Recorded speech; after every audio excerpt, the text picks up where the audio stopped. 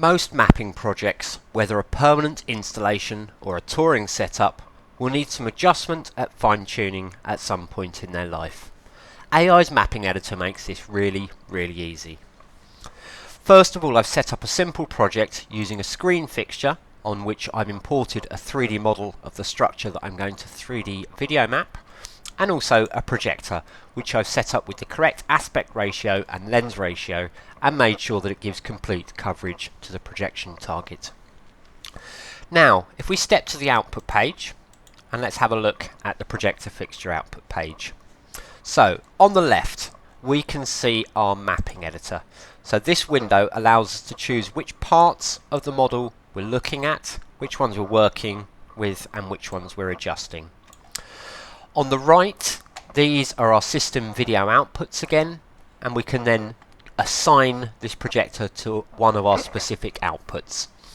So I'm going to do my output on mapping 2. So with number 2 selected, if I click within the screen area, we should see a duplicate of my output. So just to confirm, the left is my editor view, so I can change that one as much as I like, and the right is the system video output. So this is actually what we're projecting. So what we would normally do, let's say for instance that I want to adjust this very center block 1 here. So normally what I would do, I would give myself a good view using the standard AI view commands. Then we engage the editor by pressing the edit mesh button. So when the writing is red, I can now drag to select some of those points. We see them highlighted both here and on the output. And then once I've got a component chosen, I can actually adjust its position.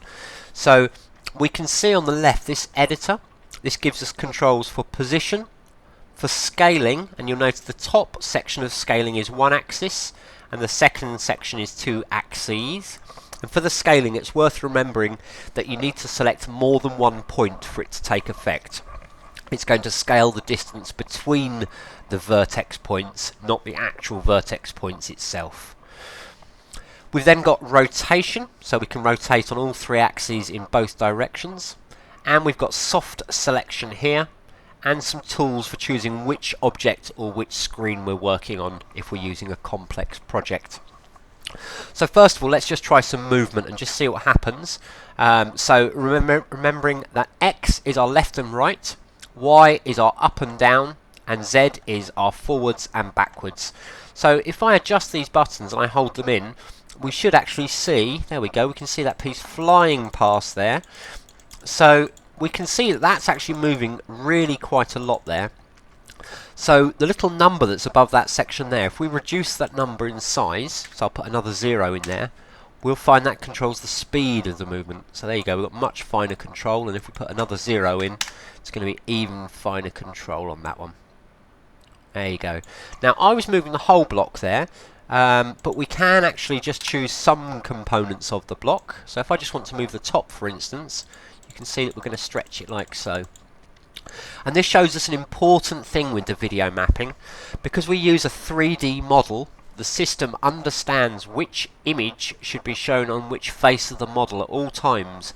So even when I stretch and distort this model, it's only the connected faces which are adjusted. You can see everything else on my output is completely undistorted. So just as well, I mentioned that we can rotate, so let's just have a quick look. So if we rotate that round, we'll see it's a true 3D object there. And as I mentioned, we've got full control on every axis there, like so. Now, sometimes if you're working with a model which is made as separate pieces, so this is made as one large piece, and we can tell that because we can see all of the editing points at the same time. If the model was made of separate pieces, using the plus and minus object button would cycle through the pieces. And if we had more than one screen here at a time that we were working with, we could choose which screen we're currently editing with the screen button here.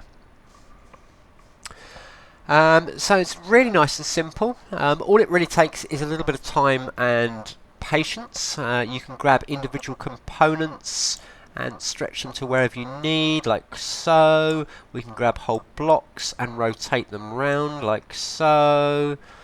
And we can even grab components and we can scale them, like so.